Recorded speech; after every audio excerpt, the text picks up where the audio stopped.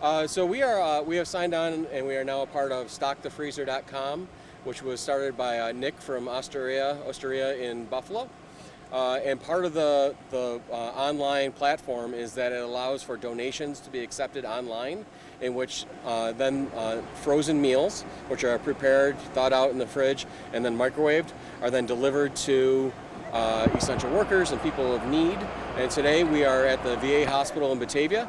We are dropping off 120 meals that were provided through Western New York feedsthefrontline.org.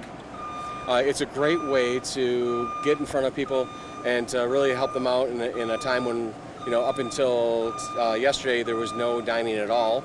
Now we're in a position where it's limited dining outside. There is a need for people to have easily accessible meals at home, and it's something that has turned out to be even like great gifts for people that they love. People have people at home that aren't able to get out, so they've been ordering them for their parents, their grandparents, to have meals in the fridge ready to go when they need.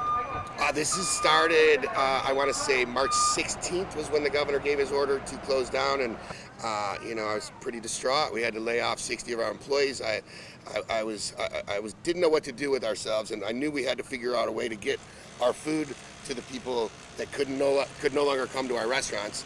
And a friend of mine said, "Why don't you take a look at meal prep?"